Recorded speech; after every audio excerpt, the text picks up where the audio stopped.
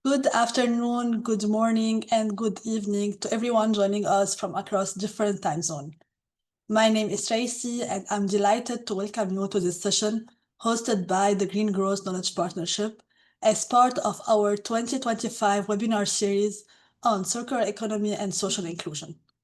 Before we start, let me briefly introduce you to the Green Growth Knowledge Partnership, or GGKP.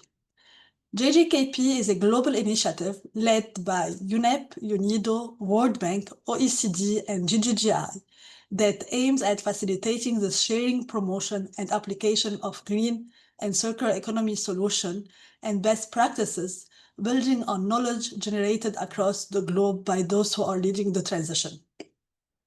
Today's session is our fourth and final webinar in the series on circular economy and social inclusion, taking place on the week of the second World Summit for Social Development in Doha, Qatar. And the summit started today. The summit marks an important moment to renew our shared commitment to inclusive and equitable development and to accelerate the progress toward the 2030 Agenda.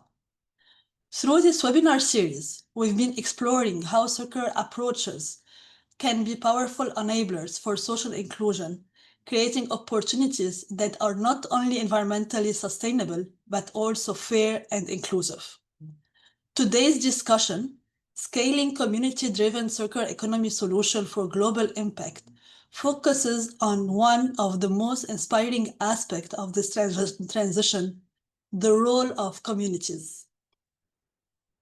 Across the world, local actors are driving real changes, transforming waste into resources, creating green jobs, and strengthening social cohesion. These are powerful examples of how innovation often begins from the ground up, fueled by collective action and local knowledge. But while these initiatives are thriving locally, many still face challenges in scaling, whether due to limited visibility, fragmented support system, or lack of access to financing. Our discussion today will look at how we can bridge that gap, how we can enable this solution to reach a broader market, influence policy, and contribute to a more connected and resource efficiency global economy. We will explore three key themes. First, we will explore practical tools and methodologies that help identify and scale local circular economy opportunities.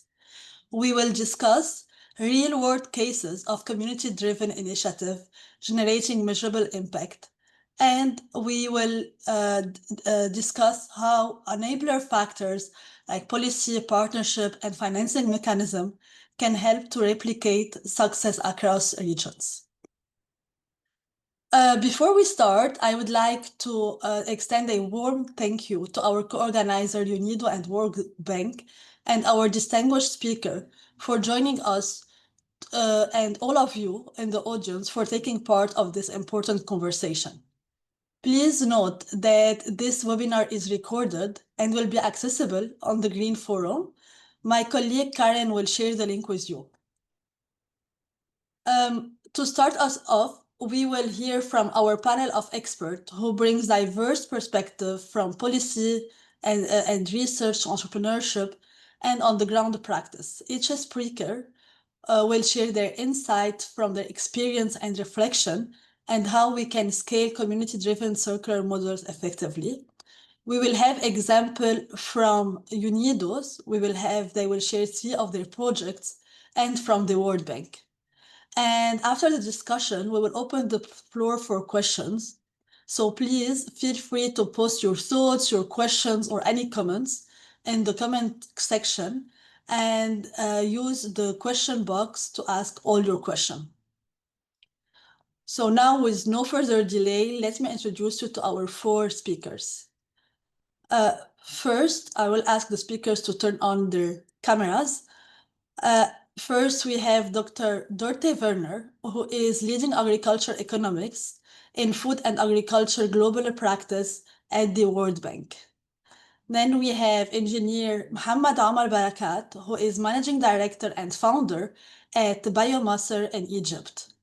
We have Dr. Khalid Abu Bakr, senior associate at the University of Cambridge, and University of Exeter, and he is a circular economy expert at UNIDO. And finally, we have Mrs. Emma Danielsson. She is a circular industry specialist at Sweco, Sweden. So now we will start our discussion with Dorte. And if you can tell us more about your project, and if you could share an example of a global circular initiative that has successfully scaled or inspired replication in another country or community. The floor is yours.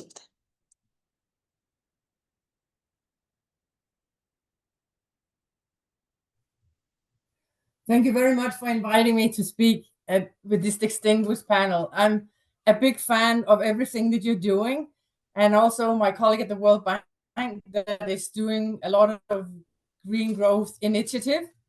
I'm going to talk about the new circular food economy. Can you see my screen?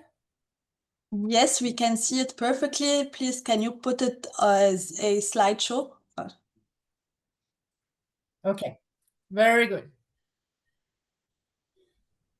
What if I told you that it's possible to feed all the people in the world a nutrient-rich diet and not drain the planet for its forests and its biodiversity?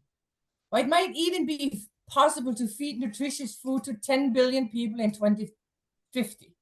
You might say it's a dream, but there are untapped potentials for producing nutritious food that improve our food system, applying a circular economy concept that will not take up more arable land and water, and it will increase climate resilience and create jobs. Insect farming can feed people, animals, and the soil. There's a market for insects. Estimates show that by 2035, it's a $30 billion business. So let's get going. Insects are delicious and nutritious. Adding just 5 grams of insect protein a day to a diet can alleviate a child's risk of protein deficiency. Globally, we need to move away from the linear production model and towards a closed circular economy that will do 3 things. It will strengthen the food system, move away from the malnourishment and food insecurity we have, create livelihoods and income from farm and up the value chain, and finally, it would reduce the agricultural footprint on the planet. We can rear insects like we raise other livestock. Clearly, a mealworm, like you see on this picture, can be categorized as a micro livestock, but it has 20 times fewer greenhouse gas emissions than livestock per kilo of edible protein. Globally, we have around 2,100 edible insects, but we only farm roughly 20 of them. Okay, maybe not everybody wants to eat a mealworm burger like the one on the picture that I had in Korea. So we could instead feed the insects protein to fish and chickens because they love insects already. So what does an insect farm look like? A black soldier fly farm can be produced in a short time in colonies stacked vertically in crates or in pens with a high population density. How long does it take to raise a chicken or produce a ton of soybeans with its 2 substitute proteins, right? So my answer is that depends, but we know for black soldier fly larvae, they can be produced in 2 weeks with no arable land and very little water. So what do the insect eat? And that's where the circularity comes in. We can feed them organic waste. So household waste, agricultural waste, food industry waste, literally what we don't eat in the household that we throw out. The circular production process produces insect and frass. And frass is a biofertilizer. And both can be sold commercially. And right now, the price in quite a few places is quite high because of the super high quality of the protein and of the fertilizer. So insect can provide the protein, but it can also provide oil and chitin and other things that can be fed and used for people or to fish or pig or chickens. These kind of animals that many people, they actually eat. We create jobs along the chain. People buy food, they produce organic waste, which we can serve to the animal, and voila, a circular economy. Insect farming can contribute to combat climate change, solve waste problem by turning organic waste from a liability into an asset or a waste into a value. Insect farming can help reduce the high level organic waste in community and make them cleaner. And we already seen that in some communities in Africa.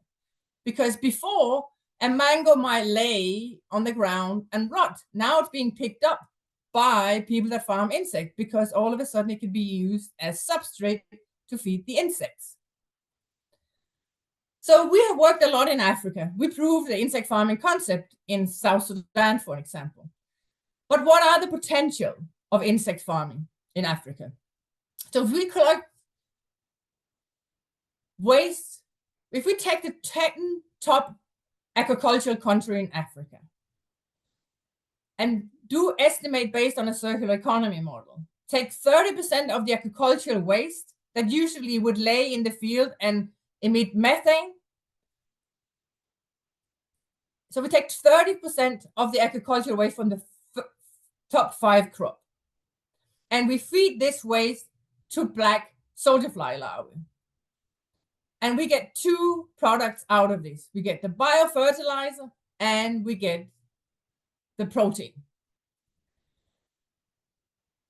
So with these 30% in the top 10 countries, we get 200 million tons of recycled crop waste.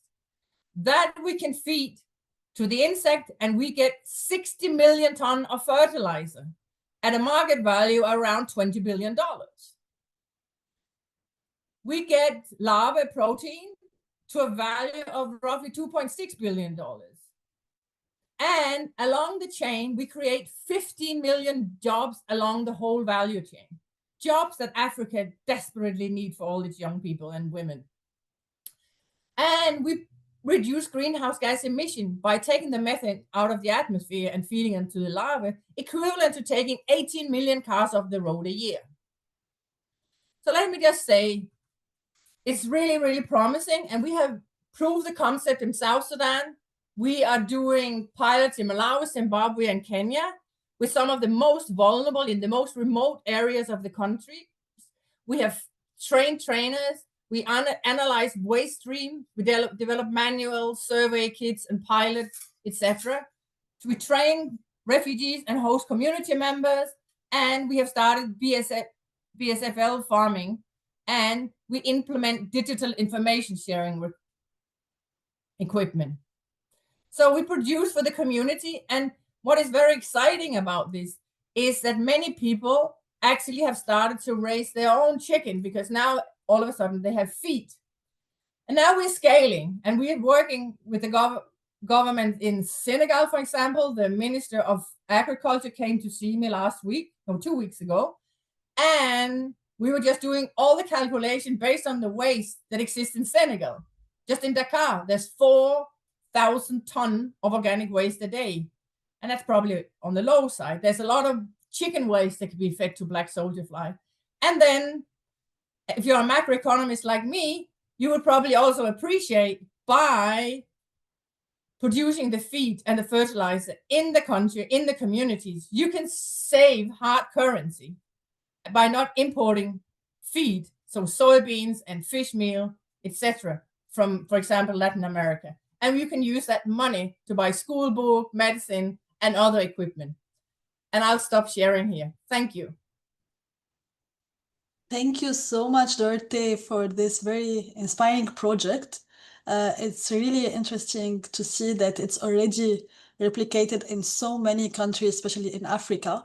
It's interesting to hear from our audience. If you can comment in the chat, if you are interested in this project, if you are ready to start to consume insects or you prefer it as a feed for for chickens and for other animals. So now we heard about the global initiatives, how can be replicated on a local level. I would like to ask Muhammad if you can share about your project with UNIDO and how you scale your local solution to the regional level. For sure. Thank you, Tricia. Thank you, UNIDO and GGKP. I'm honored to share the experience of Biomass, the company I founded more than 10 years ago in Egypt to transform waste into value. Our journey has always been guided by the brief of circular economy is not only about technology, but about people and long-term resilience. With support of UNIDO, we are implementing biomass pyrolysis plant, PPP, Egypt's first large-scale facility producing biochar and wood vinegar to use in agriculture uses as a soil enhancement and pesticide. Egypt generates around 40 million tons of agriculture waste every year. Much of this waste burn in open field, releasing a huge amount of CO2 and fine particles. At the same time, Egyptian agriculture consume more than 500 kilograms of chemical fertilizers per hectare annually and 10 tons of organic fertilizer per hectare annually.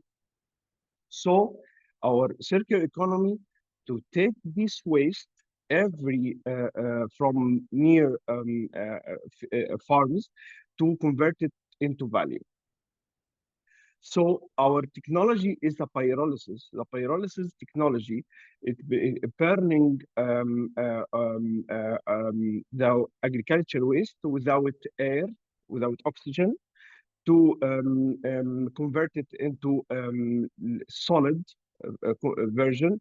It's called biochar. More than 80% of carbon content and liquid. It's called wood vinegar, used as pesticide. And residues like syngas, we use it internally in the plant.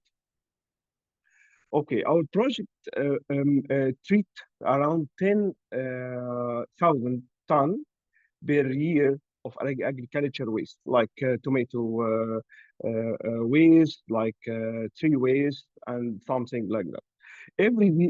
All these waste just turn it in open area. Beyond our technology, we are making a lot of modification to produce biochar suitable for the normal farms in Egypt to replace the compost, normal compost, or replace the chemical fertilizer that can use as a soil enhancement to farm more than 5,000 hectares per year and save more than 60 decent jobs for youth in the local area. With UNIDO grant, it's make it more easy to invest in this field in Egypt, because all of our projects in Egypt, like pyrolysis and gasification and biogas, it's a new in our area in North Africa and Middle East. We are in biomass.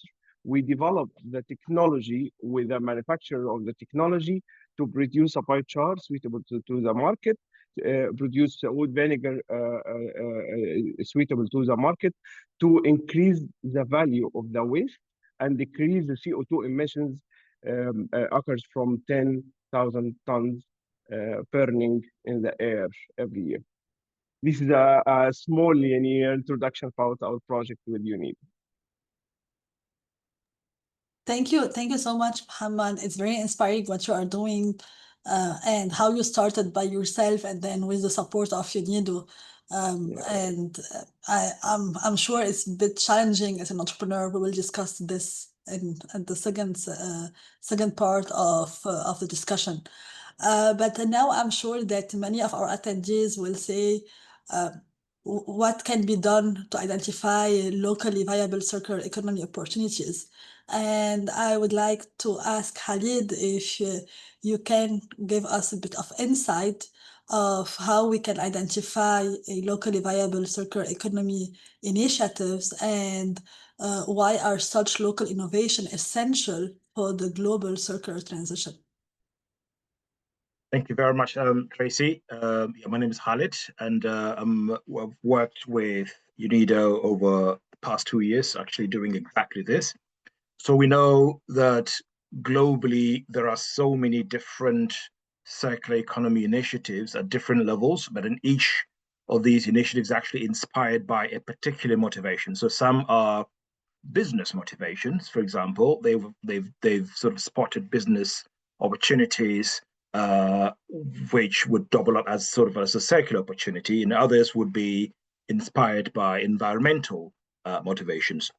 But then I think for any kind of initiative to take all of the boxes of circularity, for something to actually really qualify as a circular opportunity or a circular sort of innovation, it has to be measurable. We need to have like a baseline, a starting point where we've identified inefficiencies, right? And leakages within a particular system, a particular product, a particular sort of value chain. It could be circularity at a city level, where a city identifies certain inefficiencies within the city, within the resource flow of the city. Then the city would then have to establish what we call the baseline, or that particular use case has to establish what we call the baseline, meaning it has to map the system or map the value chain, right? By that, what I mean is that it has to run what we call a resource flow analysis to identify the inputs, everything that comes into the system and goes out, in order to identify where there are leakages, where value is lost. So that is the first thing. And of course, we need also to understand what the environmental implications are of all of those leakages or all of those inefficiencies. So again, a life cycle assessment, if we're talking about a particular value chain, it's important to understand all of the environmental impacts associated with that value chain from the beginning of the value chain till the end of the value chain. And this can be with a system, or it can be with a city, it can be with a particular product.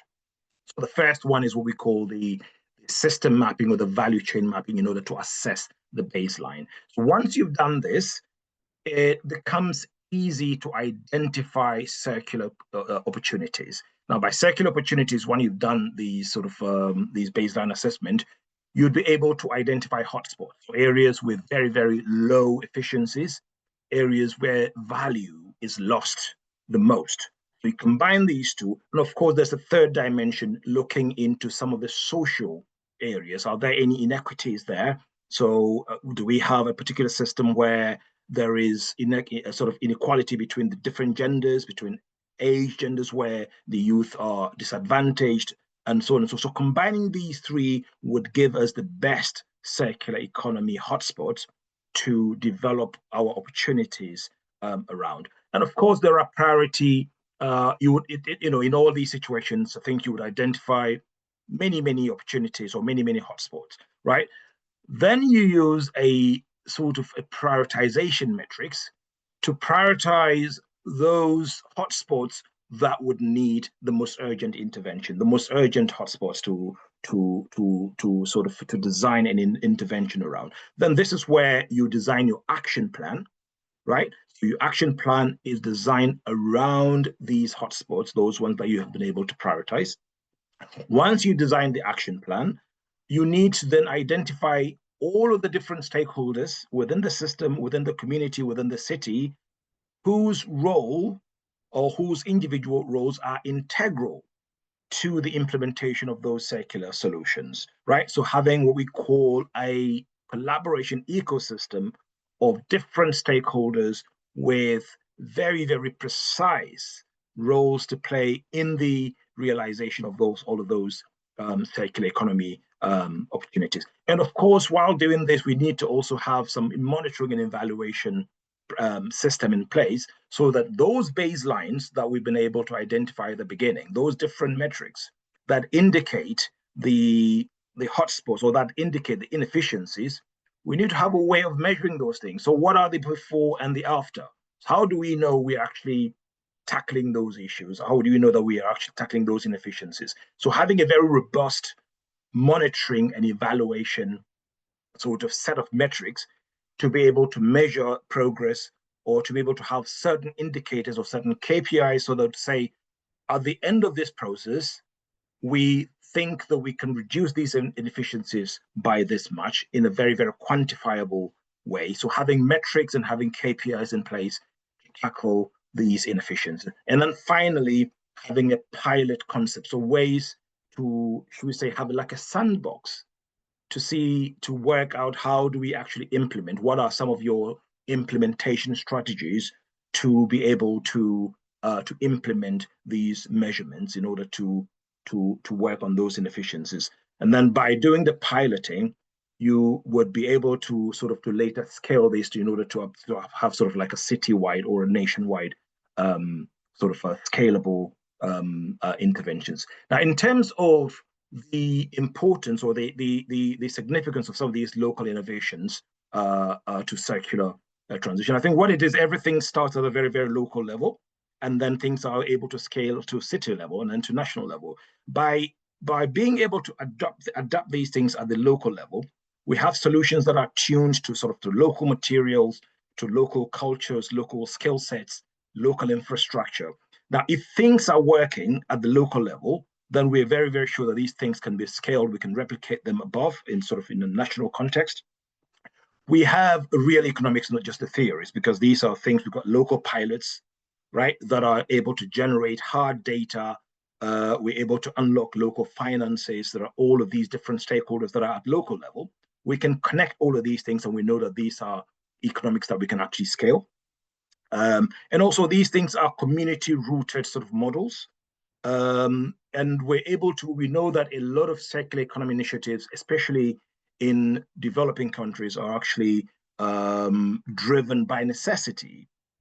So they've got loads of frugal approaches to doing all of these things. So if something is rooted locally, we then have the potential to formalize or to integrate all of these efforts and scale them to assume a national kind of character.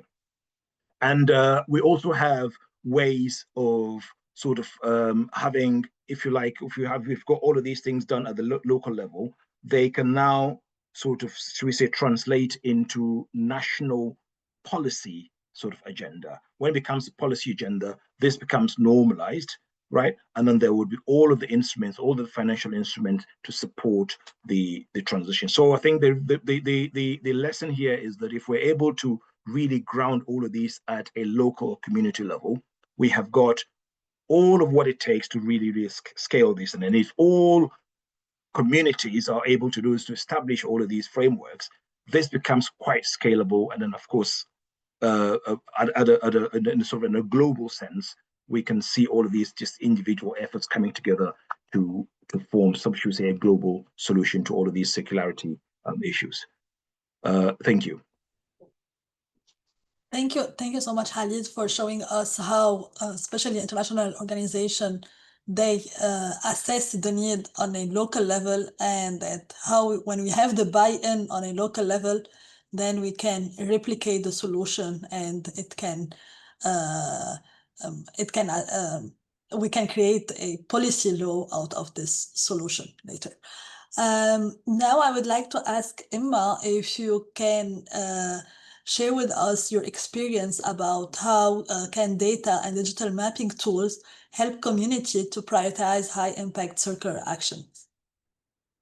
Yes, thank you for inviting me to this panel. I have a few examples of how to do that. UNIDO, for example, has a method called industrial waste mapping, and Sweco has adjusted and implemented that method in a project in Georgia, Azerbaijan, and Ukraine. And the project was funded by the EU for Environment. And industrial waste mapping analyzes the most relevant waste streams in an area and shows the circular potential in individual waste streams locally, I mean, for each company, but also potential for cooperation between companies in the whole area. The method includes that each new circular solution is estimated, and it shows both the financial potential for each new circular suggestion as well as the sustainability potential. So showing that sustainability potential for each circular suggestion leads to prioritizing the high impact solutions, and showing the financial potential increases the community's motivation to engage in the activities. So this method helps regions and companies both to prioritize and to become interested in new circular concepts. Another example we have in Sweden, where Sweco has created a database of industrial waste streams. Since Swedish law requires many companies to inform the authorities of the waste streams, Sweco has gathered all that information in a database. So in that way, it's now way easier to find circular potential. So for example, if a community wants to investigate setting up a circular facility of some sort, which will be handling a certain kind of waste, the database can filter out all waste streams of that kind in the region or in the country. And you can also use the database to find circular potential. For example, you can find large waste streams that should be prioritized to handle in a circular manner and invite that company to a workshop or a project where you can help that company to connect other actors and create a circular concept. Thank you so much, Emma, for sharing your experience with UNIDO. I can see in the chat many has put their comments. Please feel free to add your thoughts on the different methodology that Emma and Khalid explain, and the different projects that Muhammad and Dorothy presented to you. And I see that we have many questions in the Q&A. I also would like to ask our speakers if you can go check the Q&A box and if you can answer directly the questions. And we will select few of them and we will ask them at the end of our discussion today. So back to you, Emma.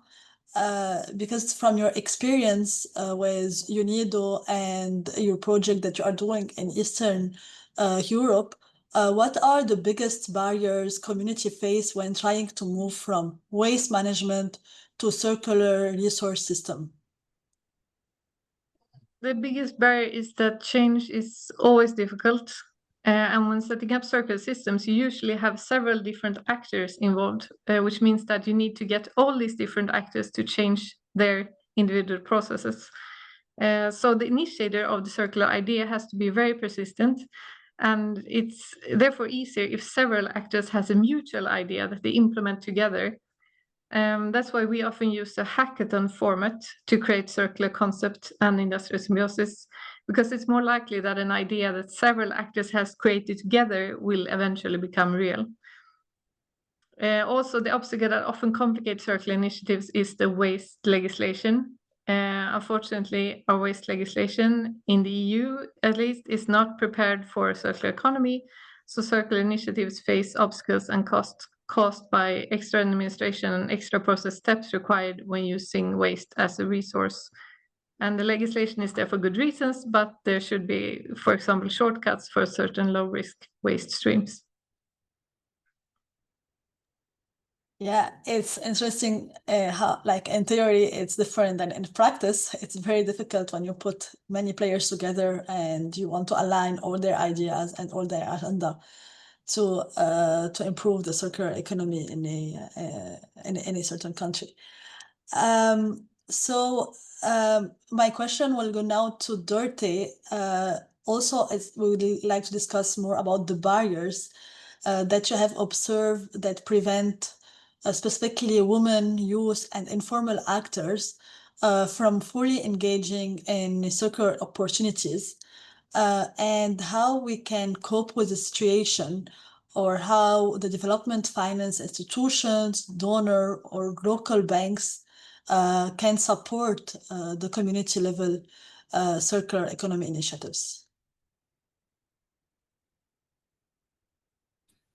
Thank you for this question. And of course, it's very broad, and it also depends on the industry and the sectors, the subsectors. But let me just take a positive spin, right?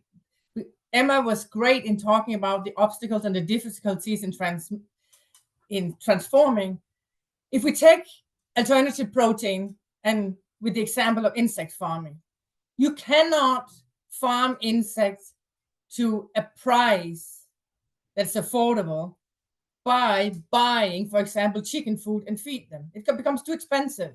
So by using the organic waste, you can actually use a waste product, and there's a demand for these waste products. And many of these waste products, particularly in agriculture, there is actually a demand for. Spent grain from brewery takes a good price in many countries because there's still a lot of protein left in the grains. And it's also brilliant for insect farming. And so then I'll go to the end of the chain. There's a huge demand for insect protein because we have realized that it's super healthy for our gut, both for people and for animals. And animals that have been fed insect protein take a higher price in the market. They're market ready, like pigs. They're market ready 2 months before the ones have been fed traditional soy feed. And they take a higher price. And why is that? Because of all this fantastic protein. They're healthier, they get broader shoulder, they get leaner, so there's more meat, not so much fat. And the market, they respond to this. For example, in Kenya, with a price that's more than 100% higher than when they're fed soy. So now the demand for the insect protein is huge in Kenya. And it's spilling over. So coming back to your question, what are the obstacles? The obstacle is knowledge. And I'll give you a concrete example. I went to Malawi, had a meeting with the private sector, donors, government, and other international organizations, where I presented our work on insect farming. There was not a single producer 2.5 years ago. Now there's 272 producers because everybody thought it was such a brilliant thing because they could get rid of all this waste that is being wasted, generate income, save the hard currency. So I think the biggest barrier is actually the knowledge that it's possible.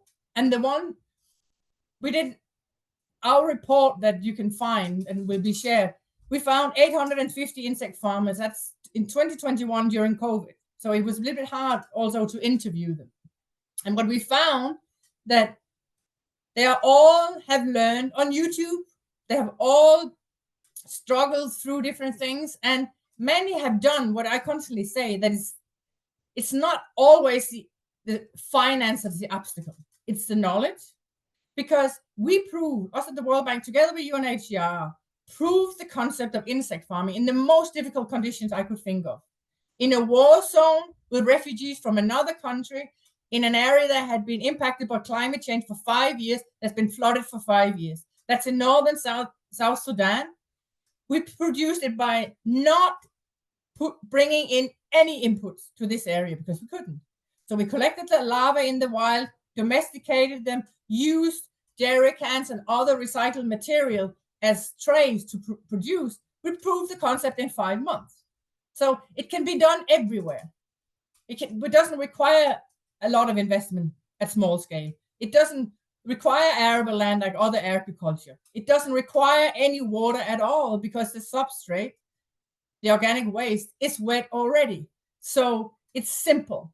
And that's why it's such a great thing for women, particularly in developing countries, that is juggling so many balls. And it's not labor intensive. It's not a lot of work every day, right? So they can do it as a diversifying way to earn income in the location where they are. So the knowledge is it's both for big or small. We need to get the word out there. And it's probably with many other examples, but I'm just giving a very concrete example here. The finance institution, they're ready. The World Bank is ready. We already putting things in place in Madagascar and Senegal. Just we're ready to go to the ones that want to request finance for this, people that already have been doing some. And in other countries too, if there is nobody that is asking for this kind of finance, then there's going to be no supplies, because the providers of finance do not know that this is an initiative that people are interested in. IFC, our private sector arm, have finance in Vietnam. So maybe also in other places. And I'm working with FAO and other organizations to make sure that we get it up so we can reduce all this organic waste that's being wasted and produce more circularly. But there's many entry point to this kind of technologies, right? There is doing it circularly because we want to produce, we want to get cleaner, and all the other things that Khalid and Emma and Mohammed have explained so well. But there's also the other point. But we can actually, because we have this waste and we have not been able to reduce the food waste the way that us in the World Bank and many others have hoped we could fast. No, we're wasting a lot of food, meaning when we waste it, if we can at least collect it and feed it to insects, then there would be protein for people, for animals, and fertilizer from crop. So I would say everybody can do this.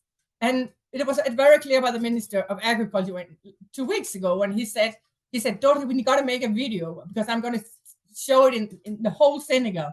And he said, in the video, he said, everybody, women and children and youth that want to get involved in producing insects, now is the time, and we stand ready to assist.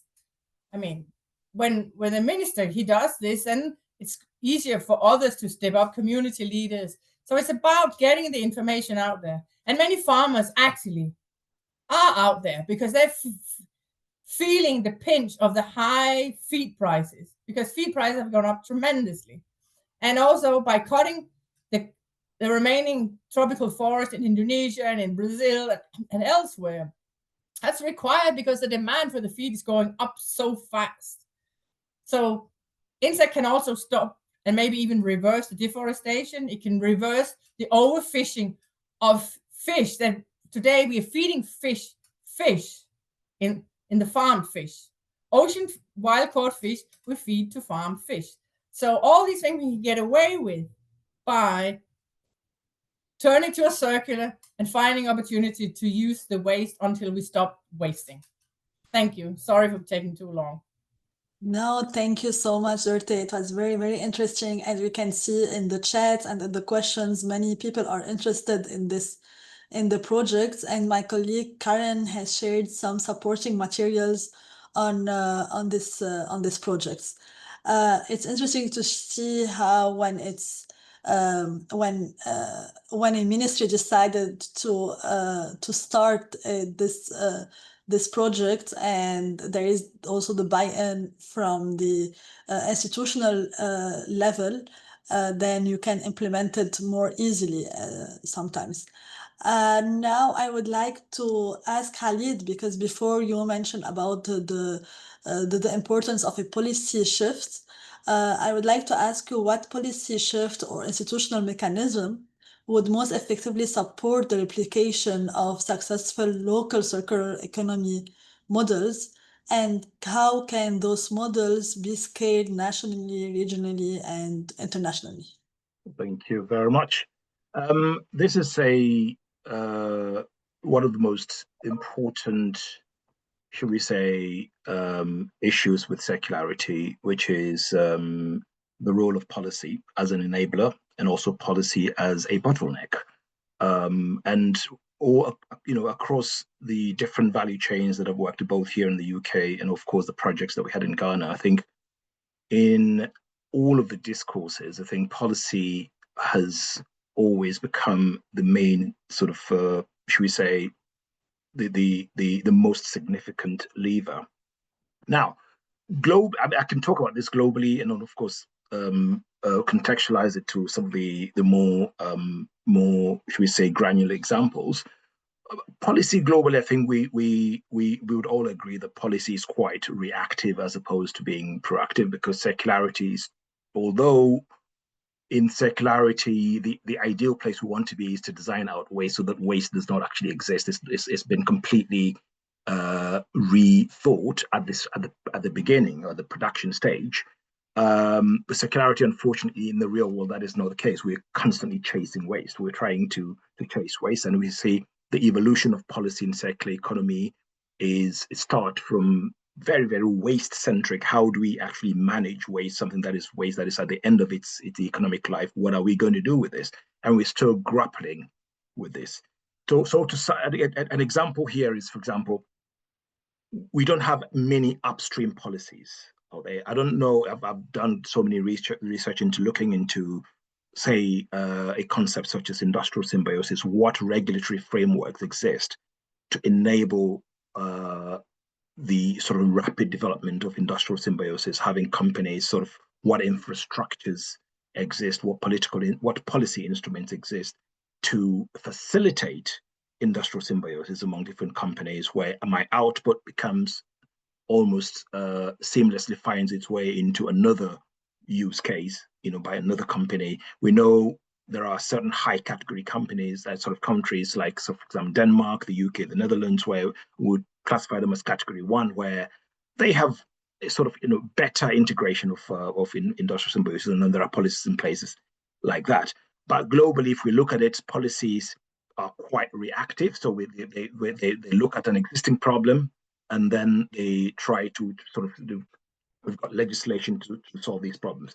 Now, if we are to look into some of the best policies, would say that maybe the first one, a policy that would actually create demand for circular outputs, right? To have policies, so like, for example, in a national sense, like green public procurement policies or mandates that sort of mandate sort of minimum recycled contents or repairability or modularity of product within the product design cycle, to making producers responsible. And this is one thing that is spoken a lot in theory, and virtually I think every value chain is grappling with the implementation of EPR laws, right? So these are other policy instruments that I think if we can have a sort of like a universal voice around EPR, because we know the value chains and supply chains cross borders, and then how do we have policy instruments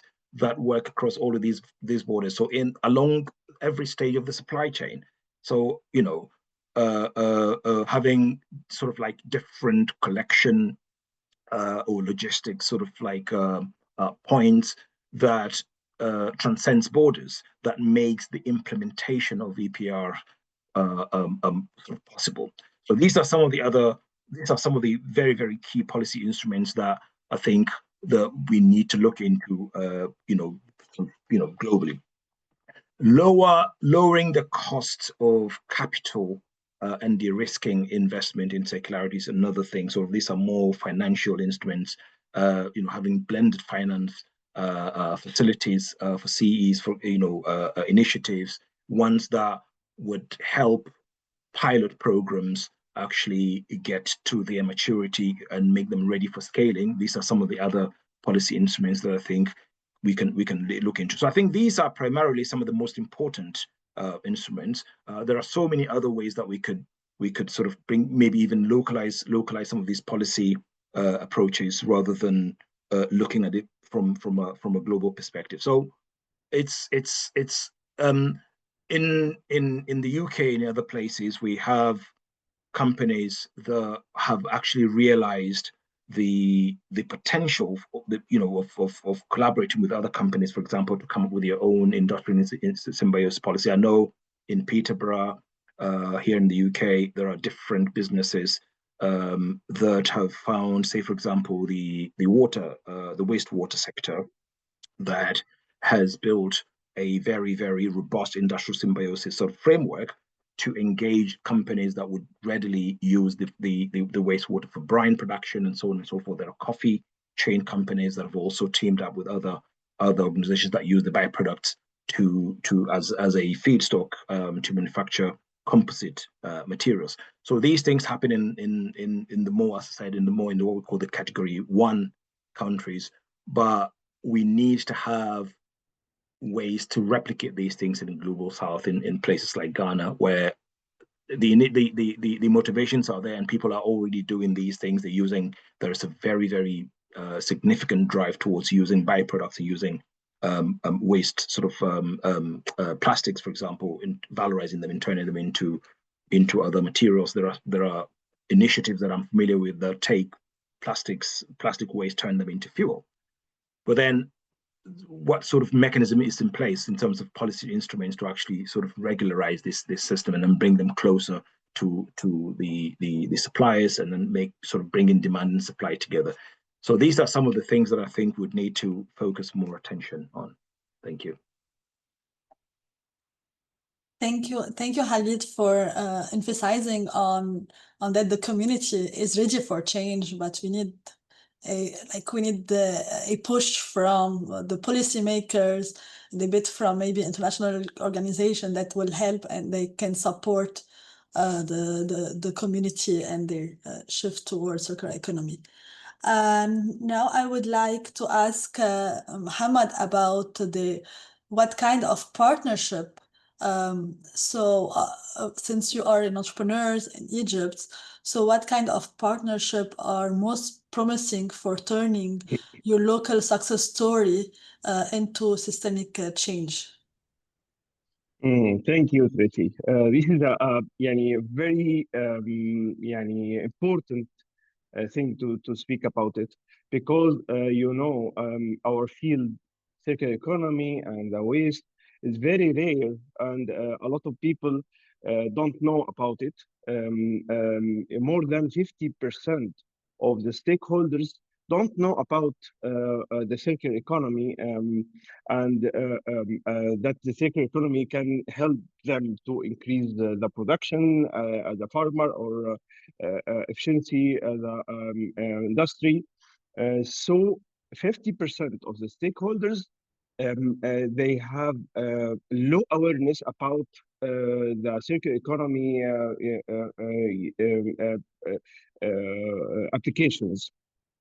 So the major thing, the major partnership we must focus about it, the NGOs.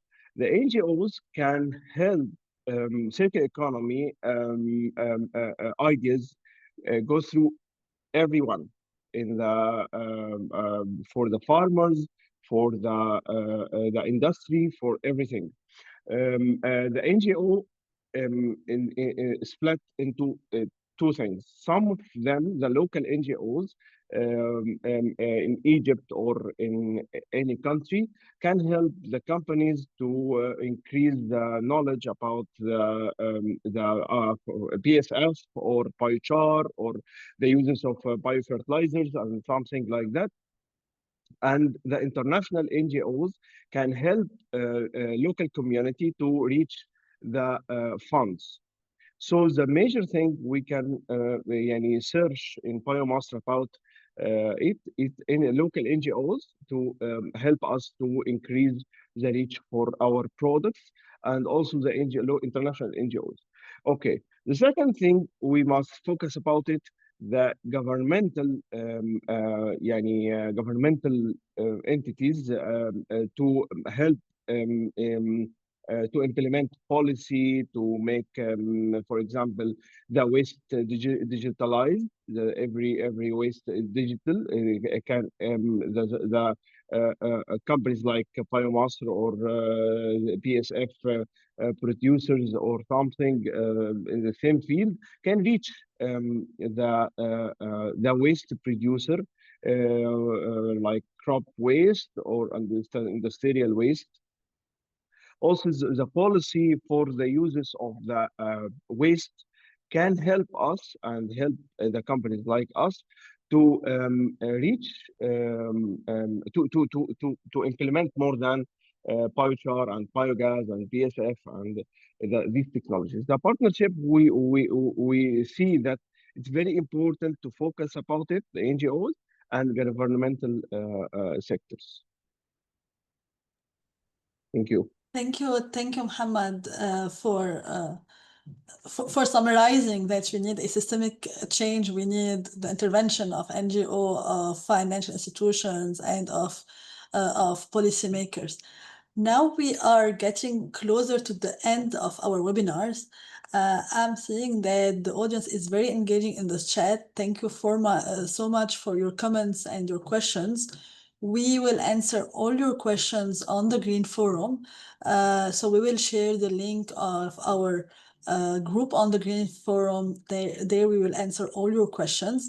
If our speakers didn't answer your question directly in the question box. And so we are, so thank you for this very inspiring discussion. Thank you for our speaker. I would like now to invite Anna Chiara Scadon. She's a circular economy expert at UNIDO to deliver the closing remarks of this webinar. Thank you very much, Tracy, and thank you, everyone. Indeed, it was truly inspiring to hear from the speakers, as well as to see the very active chat and all the insights that were shared. I think, I mean, there isn't really much to add. It was quite rich. Maybe a couple of considerations from my side as well. So one thing I think that the webinar really showcased the crucial role that communities play in shaping circular economy solutions. And that's really across different stages. I think we learned quite clearly, and we see that, in our work in different countries through the UNIDO circular resource efficiency work that we do.